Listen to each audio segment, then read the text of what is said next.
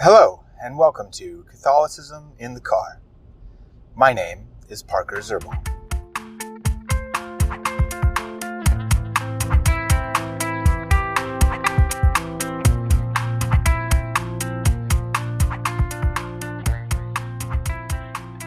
Okay, so today I want to talk about a topic of deep metaphysics. Now, again, like I've said, I'm no expert in these things. I'm an amateur philosopher. I'm probably not going to be using all these terms in their most technical sense.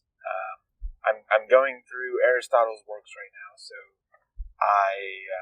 that's kind of who I'm using as my reference base. But I don't think I'll even use these terms correct as they are meant by him, because they're kind of hard to understand. And I haven't gotten to his actual book of the metaphysics yet, so hopefully I'll be a little more enlightened when I get to that point. Okay, but what I want to talk about today is the concepts of substance and also substratum as they pop up in Aristotle. And I've listened to a few lectures on this as well, but he talks about these things. He talks about substance in the categories and in the prior and the posterior analytics. Then he also talks about substratum, in the posterior analytics, and then the beginning of the physics. And he talks about substance and all of it. Substratum, I think, doesn't come up until the posterior analytics and the physics. Okay. And in my understanding, substance is something extremely difficult to actually define. And what it comes down to, in lectures I've heard at least, is that in the metaphysics, Aristotle says, well, it kind of comes down to the fact that substance is substance. It's like saying, I am who am, or I am what I am. It's like you get to the most basic aspect of reality, and it starts going in like circular reasoning. Because there's these base concepts, we don't have ways to define them properly. So I think he says a substance is something that is not predicated of anything else and nothing can be predicated of it, which basically means that nothing can be described as a substance in the proper sense, and the substance cannot be described as being in anything, like in particular. And then it appears to me that substratum, which means sub meaning under, stratum meaning, I think it comes from a root of like stature. So like what is like what you're standing on, you could say.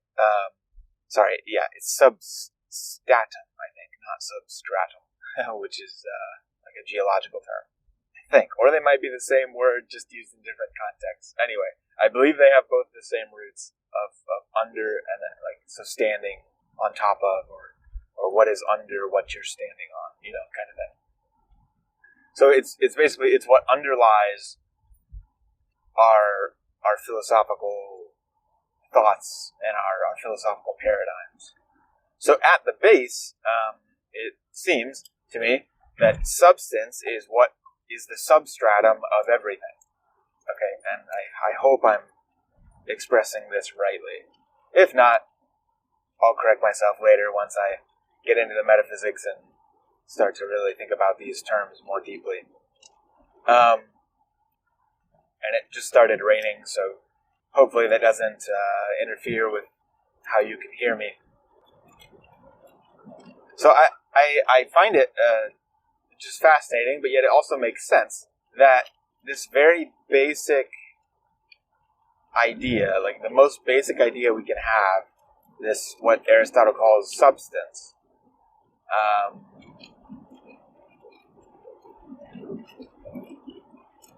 you eventually get down to this sort of circular reasoning, where, or at least circular defining, where you have to define the thing as what it is by what it is.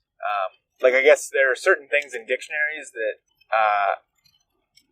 are only described by pictures in some dictionaries, or even in certain dictionaries they'll just say, I don't know, a banana is a banana. Because if you describe banana as a yellow fruit that is sweet with seeds, that kind of goes for a lot of different fruits. Lemons, maybe you could say pineapples to a certain extent. There's probably some others that I'm not thinking of anyway. So yeah, I mean, there's certain things that are just so basic. When it comes to actually defining them, it's quite difficult. Because, I mean, think about it. To form a definition, you need other things to kind of build that house of that definition. Like, is there a definition for articles in English? Like, there's no definition for the word the or a or because they're referential terms. They only are useful in reference to something else.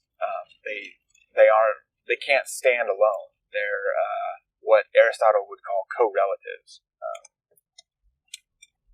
And I'm sure there's some other examples too, but I'm not thinking of them right now.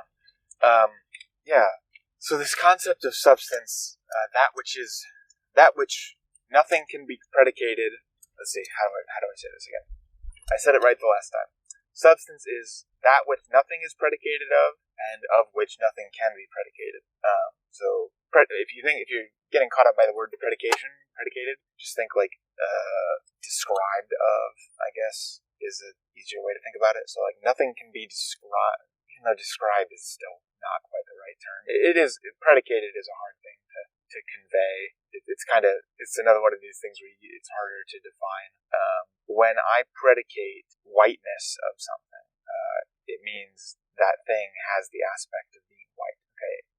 If whiteness is predicated of me, that means I have the aspect of being white in some form, whether that's skin color or my teeth or my eyes. I don't know, the whites of my eyes. Anyway, yeah. So substance is of which nothing can be predicated, nothing can be predicated of it. So of which nothing can be described of it, and it cannot be described by anything. It is a simpler way to put it, although it's not exactly correct.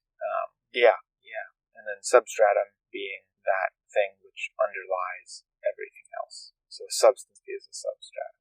And like you think about so I don't have a substance in like the strictest form because like I'm an individual thing, I'm an individual person, so substance can't be predicated of me. And if it could, then it would be substance because substance can't be predicated of anything.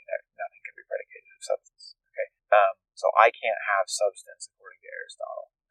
I can have essence, which they are different. I learned they are different. I was kind of using them synonymously at one point, but essence and substance are different. Substance again is what nothing can be predicated, nothing can be predicated of it. Essence is like I don't know. An example would be the essence of me would be my form and my matter. Okay, that'd be the essence of me. Esse is the Latin for being. So what is my being? It is my form and my matter. And so I think you could say this, that my essence would be the substratum of me. Okay, my essence would be this substratum or stratum, however you say it, however it's spelled, of me. Okay, all right, thanks.